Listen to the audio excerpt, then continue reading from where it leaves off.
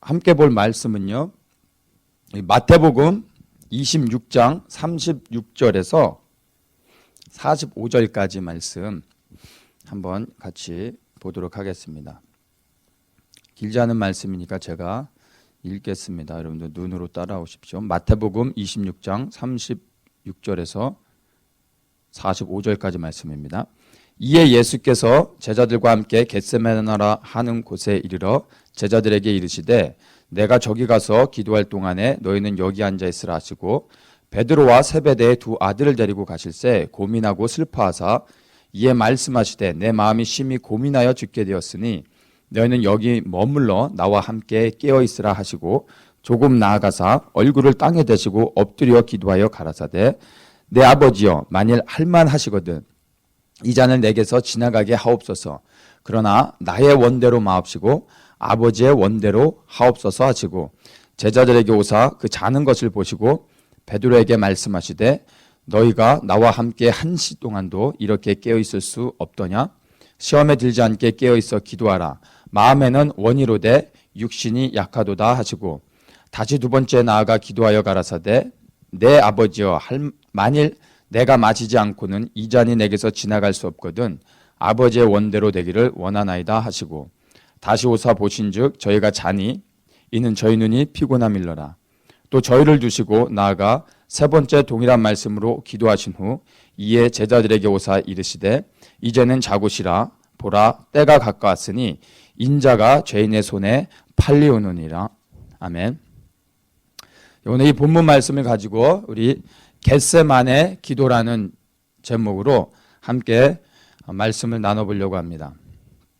예수님께서 어떻게 기도해야 되는지 제자들에게 가르쳐 주신 것이 주기도문입니다. 그리고 어떻게 기도하는지에 대해서 보여주신 것이 있다면 겟세마네 기도라고 말할 수 있습니다. 이 겟세마네 기도는 굉장히 의미 있고 중요한 기도인데요. 이것이 예수님께서 십자가를 지시기 전 마지막에 하신 기도이기 때문에 중요한 것이 아니라 바로 십자가를 지시기 전에 하신 기도라는 것입니다. 그것이 중요한 것입니다. 하나님이신 예수님도 십자가를 지시기 위해서는 기도가 필요했습니다. 기도가 요구되어졌습니다. 예수님께서 수많은 기도를 하셨지만 이 겟세마네 기도는 예수님이 하셨던 많은 기도와 구별되어지는 다른 기도입니다. 주님이 십자가를 지신다는 것은 어떤 의미가 있습니까? 하나님의 뜻을 이루는 것입니다. 하나님의 뜻이 무엇입니까? 죽을 수밖에 없는 우리의 인생을 구원하기 위해서 죄 없으신 예수 그리스도를 이 땅에 보내시고 그분의 대속하심을 통해서 우리 인류를 구원하시고자 하시는 것이 바로 하나님의 뜻이었습니다. 그것에 예수 그리스도께서 순종을 하신 것입니다. 십자가는 하나님의 인류를 구원하는 계획이셨고 또한 십자가는 예수님께서 하나님의 그 뜻에 순종해야 되는 것이 요구되어졌습니다. 예수님은 하나님이셨습니다. 그래서 하나님이셨기 때문에 예수님께서는 십자가를 지실 수도 있었고 십자가를 거부하실 수도 있었습니다. 이것은 선택이었는데 예수님은 하나님의 뜻에 순종해서 십자가를 지시는 그런 순종함을 이루셨습니다. 하나님의 뜻에 순종하고 십자가를 지기 위해서는 반드시 겟세마네 기도가 요구되어집니다. 예수님도 그것을 위해서 기도하신 내용이 바로 오늘 우리가 읽은 이 본문 내용입니다. 이 배경은 예수님께서 마지막 유월절 만찬을 제자들과 함께 보내고 나서 이제 감난산으로 가신 장면입니다. 마태복음에는 나와 있지 않지만 누가복음에 보면은 예수님께서 습관을 쫓아 감난산으로 가셨다라고 말하고 있습니다. 하나님이신 예수님은 기도가 필요 없을 것 같은데 예수님은 습관을 쫓아 기도하셨습니다. 이 감난산은 처음 가신 곳이 아니라 예수님께서 자주 기도하시러 가신 그 장소 가운데 한 곳입니다. 습관을 쫓아 기도하셨습니다.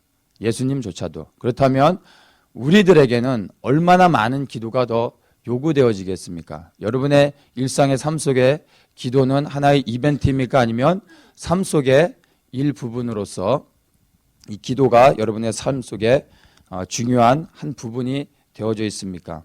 예수님과 같이 기도가 우리 삶 속에 하나의 습관으로서 또한 하나의 삶의 한 부분으로서 그렇게 기도가 여러분 삶 속에 열려지기를 축복합니다. 38절에 보면요, 예수님께서 이렇게 기도하십니다. 내 마음이 심히 고민하여 죽게 되었으니. 예수님에게 위기가 찾아왔습니다. 그것은 다름 아닌 십자가를 지는 것이었습니다. 이 십자가를 진다는 것이 얼마나 고통스러운 건지 예수님은 아셨습니다. 그래서 예수님께서 심히 고민하여 죽게 되었다고 말씀하시며 제자들이 함께 깨어 있기를 원하셨습니다.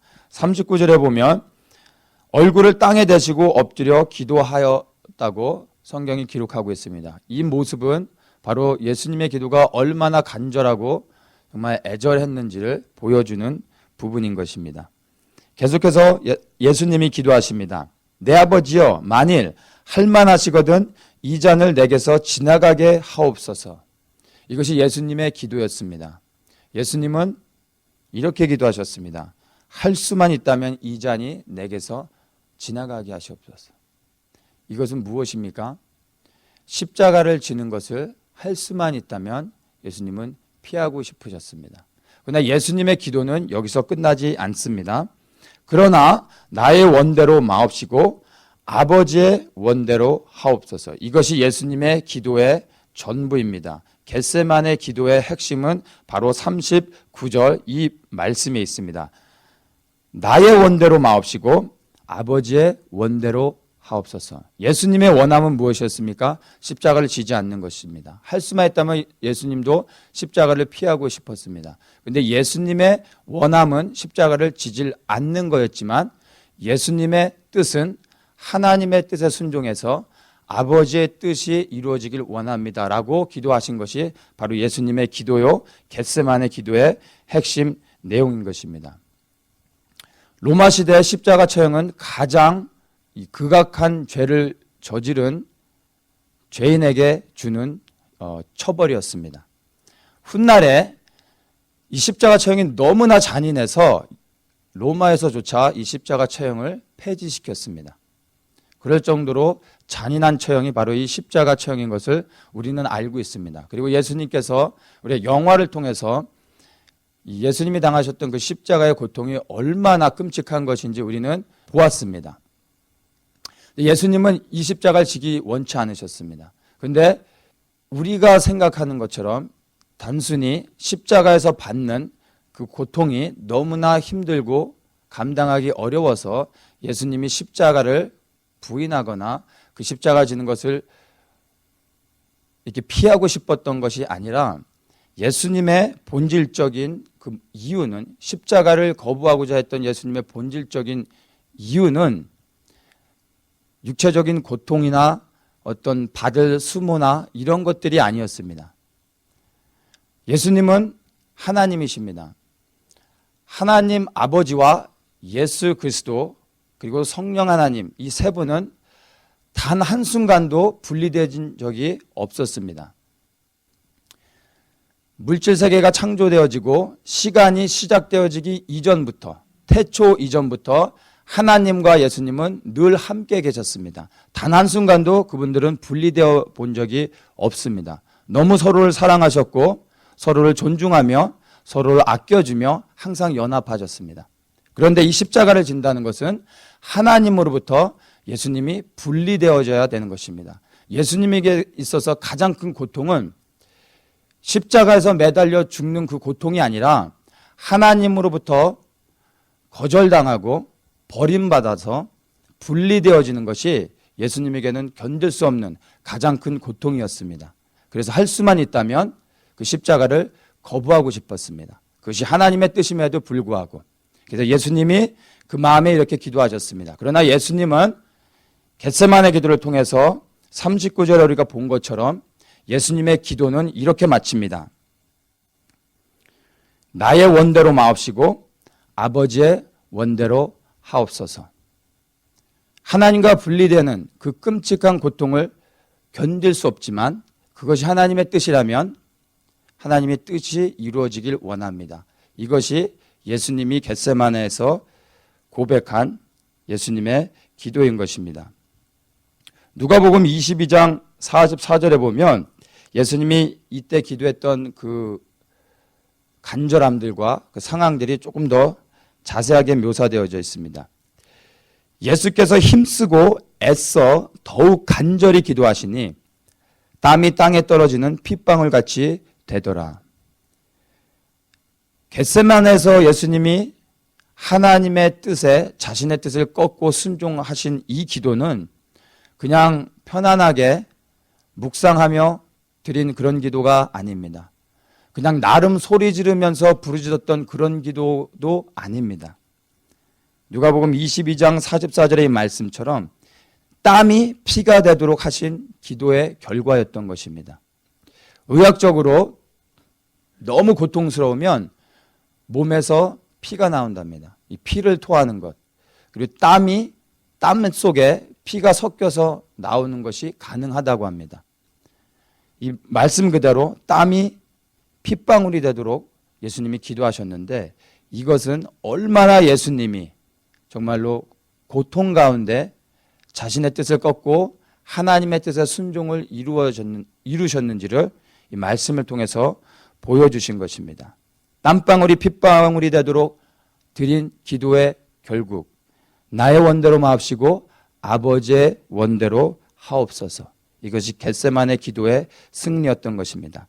겟세마네 기도는 나의 필요를 구하고 나의 원함을 이루어지고 성취되도록 하는 기도가 아니라 바로 아버지의 뜻이 이루어지도록 드려지는 기도인 것입니다. 그래서 이 겟세마네 기도가 중요한 것입니다. 겟세마네 기도의 결과는 무엇입니까? 예수님이 십자가를 지시는 것입니다. 십자가를 지시지 않았다면 겟세마네에서 예수님이 이렇게 땀방울이 핏방울이 되도록 기도하셨다 할지라도 겟세마네 기도는 우리가 생각하거나 이것들을 묵상하거나 이 기도를 우리가 따라야 될 필요가 없습니다. 겟세마네 기도의 결과 예수님은 십자가를 지셨습니다. 우리도 살아가면서 믿는 자들로서 수많은 기도들을 우리의 삶 속에서 우리가 채워나가고 있습니다. 우리의 삶 속에 드려지는 기도의 유형들은 어떤 것입니까? 겟세마네 기도입니까? 아니면 야베스의 기도입니까? 우린 성경 속에서 이미 응답받는 비결들을 다 알고 있습니다. 그래서 말씀 구절들을 찾아내서 하나님께 기도하면서 하나님을 꼼짝 못하게 하고 우리가 기도 응답을 통해 우리의 필요들을 다 받아냅니다.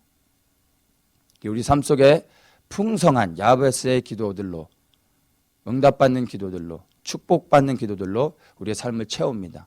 그리고 이 땅에서 성공적인 삶을 살아갑니다.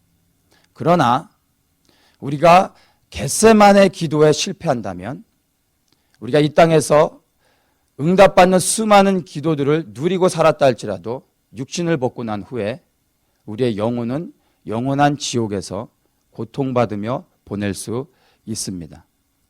우리가 기도하는 모든 것들이 이 땅에서 단 하나도 이루어지지 않고 야베스의 기도가 하나도 내 삶 속에서 성취되지 않았다 할지라도 단 하나의 기도, 겟세마네의 기도가 우리의 삶 속에서 성공한다면 우리는 영원한 승리자로 천국에서 보낼 수 있는 것입니다. 야베스의 기도가 필요 없다는 것이 아니라 겟세마네 기도가 빠져버린 그 다른 어떠한 기도들은 사실은 우리를 유익하게 하는 것이 아닙니다. 이 땅에서 승리했다 할지라도 이 땅에서 풍성한 것을 누렸다 할지라도 겟세마네 기도에서 내가 나의 뜻을 꺾고 하나님 앞에 순종하며 십자가를 끝까지 지지 못한다면 그 다른 어떤 기도의 내용을 가지고 우리가 성취했다 할지라도 승리했다 할지라도 그것이 결코 우리의 영혼을 유익하게 하는 것이 될 수 없습니다. 겟세마네 기도를 통해서 최종적으로 우리가 바라봐야 되는 것은 무엇입니까? 바로 십자가인 것입니다. 죽기까지 순종하여 하나님 앞에 십자가를 진 바로 그 순종, 그것입니다. 우리의 삶을 한번 돌아보면 좋을 것 같습니다. 우리의 삶 속에서 우리는 지금 어느 단계에 와 있습니까? 겟세마네의 기도를 통해서 하나님 앞에 온전한 순종을 이루는 단계에 와 있습니까? 저는 지금 묻고자 하는 것이 어떤 대의명분, 하나님의 나라와 그 의를 구하는, 그리고 우리의 삶을 헌신하는 이런 것들을 여러분에게 물어보려고 하는 것이 아닙니다. 이미 여기 계신 모든 분들은 하나님 앞에 삶을 헌신하여 순종하는 삶을 살고 있는 것을 알고 있습니다. 하나님 앞에 삶을 헌신하여 살아가는 부분에 대해서는 물어보지 않아도, 얘기하지 않아도 이미 다 헌신되어 있는 것을 압니다.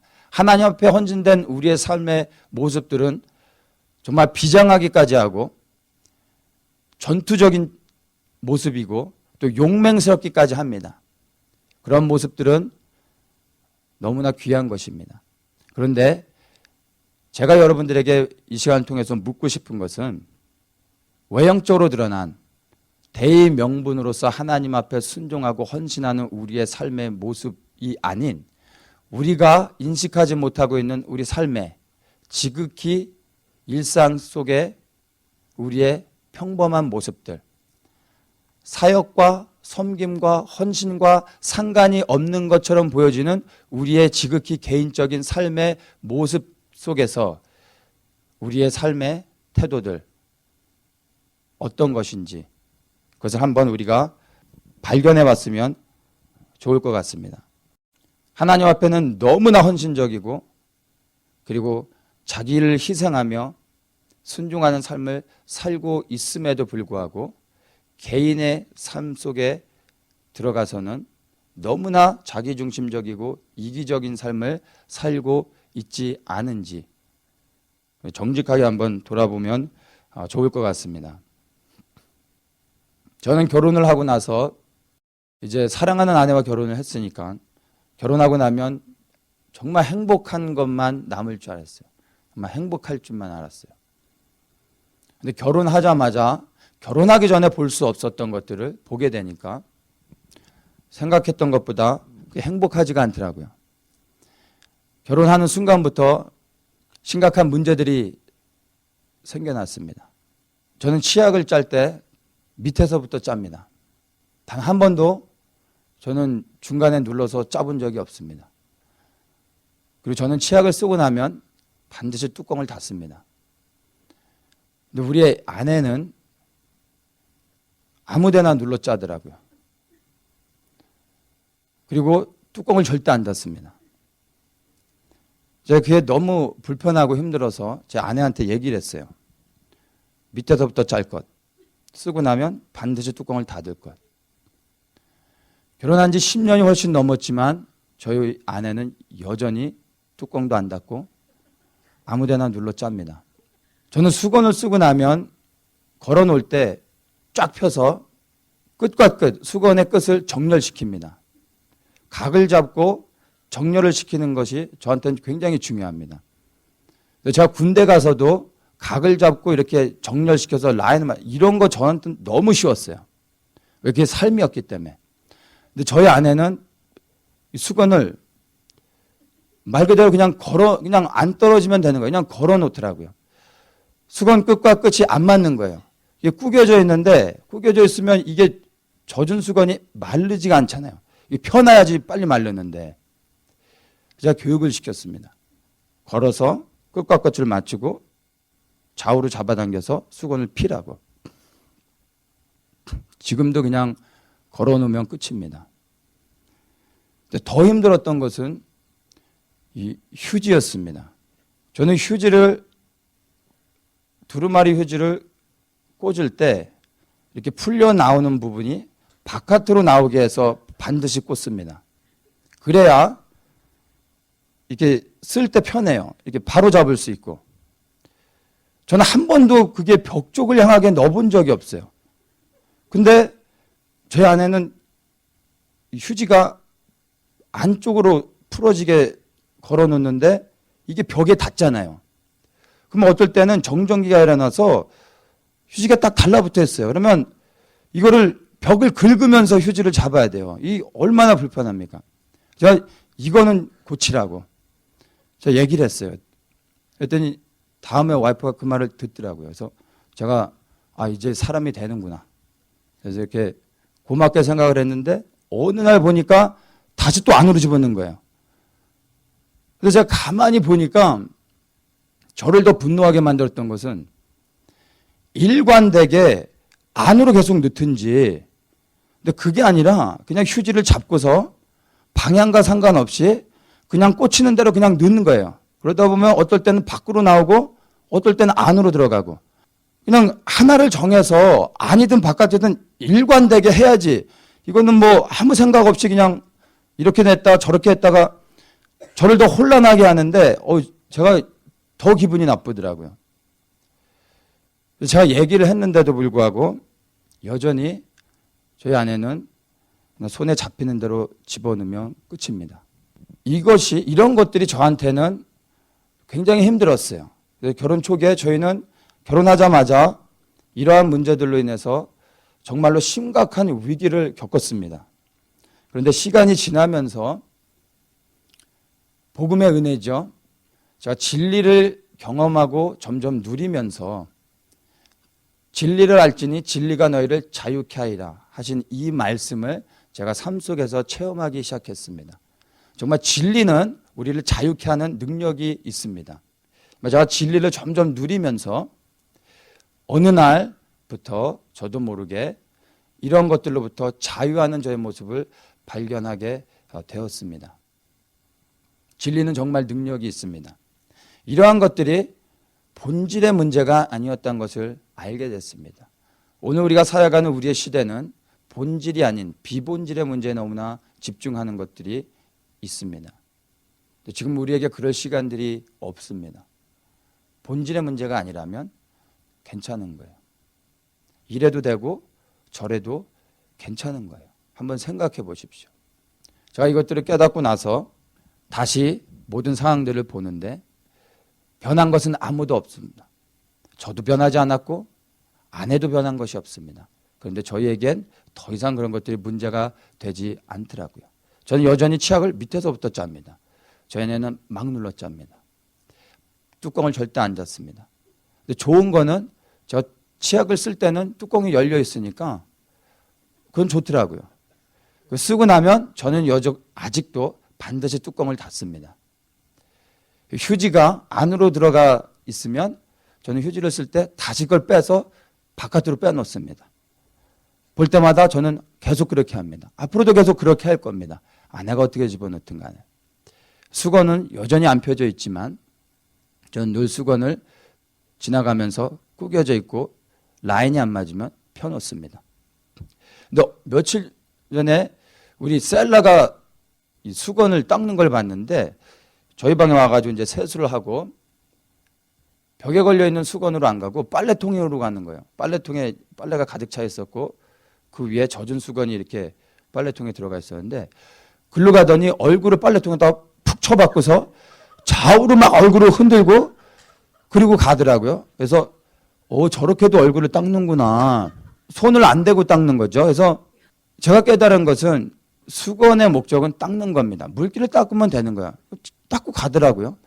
그럼 뭐 진리에 대한 문제도 아니고 도덕적으로 잘못된 것도 아니고 뭐 제가 상관할 게 없더라고요. 근데 저는 제가 정해놓은 원칙에 의해서 모든 사람들이 거기에 다 맞추도록 저는 늘 강요를 했던 것들을 발견하게 됐습니다. 진리를 경험할수록 그 모든 것들로부터 하나님이 자유하는 것을 경험하게 해주셨습니다. 이제 저희 더 이상 아내와 저는 그런 것들이 여전히 우리는 변하고 있지 않지만 아무런 문제가 되지 않고 있습니다. 우리가 하나님 앞에 대단한 것을 헌신하지만 우리가 십자가를 지겠다고 결단하고 날마다 우리가 고백하고 부르짖어 기도하지만 우리의 십자가를 지기 위한 첫 스텝은 하나님 내가 삶을 들여 헌신하겠습니다. 생명을 들여 십자가를 지며 주님을 따르겠습니다가 아닙니다. 일상의 우리의 삶 속에 여러분의 치약은 무엇입니까? 그것을 내려놓는 것입니다. 여러분의 휴지는 무엇입니까? 복음과 전혀 상관없이 보여지는 조그만 일상의 문제들 가운데 여러분은 무엇 때문에 힘들어하고 있습니까? 그런 것들을 여러분의 삶 속의 치약을 내려놓는 것입니다. 그것이 최종적으로 우리가 져야 될 십자가를 끝까지 질 수 있는 첫 시작이요 능력이 되는 것입니다. 지극히 작은 일상의 조그마한 것들에서 내 생각과 나의 원함과 나의 뜻을 내려놓지 않는다면 하나님 나라를 위해 헌신했음에도 불구하고 끝내는 진리에 다다르지 못하고 우린 실패하고 넘어질 수밖에 없게 되는 것입니다. 사탄은 더 이상 우리가 하나님 앞에 헌신하는 것을 방해하지 않습니다. 내비둡니다. 그러나 우리가 전혀 생각지 않고 우리가 방심하고 있는 삶의 지극히 조그만 영역으로 들어가서 우리를 완고하게 합니다. 고집불통으로 만듭니다. 자기 중심적으로 살아가게 만듭니다. 하나님 앞에 헌신했음에도 불구하고 어느 단계에 이르면 끊임없이 무너지는 것입니다. 관계 안에서 깨어지는 것입니다. 끝내는 진리에 다다르지 못하게 되는 것입니다. 바로 그러한 것들이 사단이 오늘날 우리에게 주는 미혹이며 속임수인 것입니다.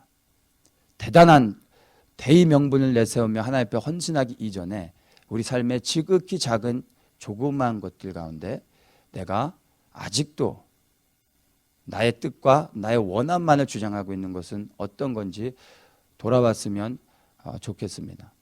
진리에 관한 문제가 아니라면 예수는 그리스도시요 살아계신 하나님의 아들이시며 그분은 죽었다 3일 만에 부활하셨고 지금 이 시간 하나님 우편에서 우리를 위하여 중보하시며 이 땅에 곧 심판자로서 오실 것이라는 이 진리를 누군가 도전한다면 우리는 여기에 대해서는 물러섬 없이 생명을 걸고 싸워야 할 것입니다.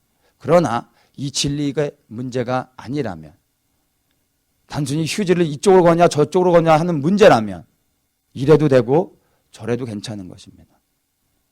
우리의 삶 속에서 진리의 문제가 아닌 사소한 것 가운데 생명을 걸고 있지는 않습니까? 우리가 걸어야 될 것은 우리가 집중해야 될 것은 단 하나 예수 그리스도 진리에 대해서인 것입니다.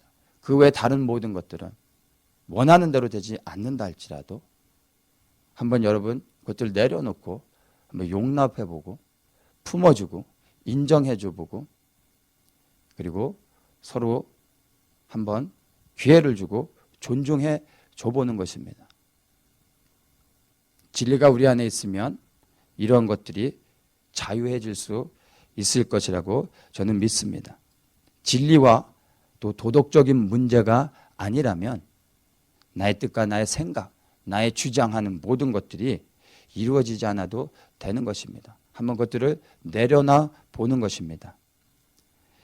겟세마네의 기도의 핵심은 무엇입니까? 나를 내려놓는 것입니다. 나의 뜻을 내려놓는 것입니다. 나의 원함을 내려놓는 것입니다. 나의 뜻을 내려놓아야지만 십자가를 질 수 있습니다. 십자가를 진다는 것은 죽는 것입니다.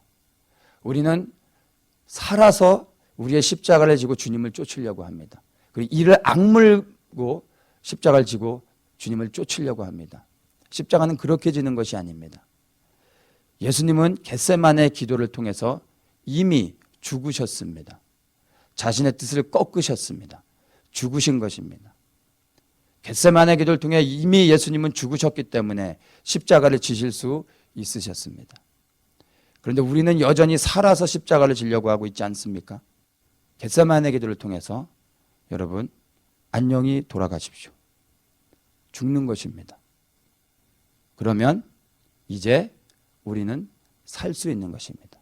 죽어야 사는 인생이 바로 우리 크리스찬들의 삶입니다.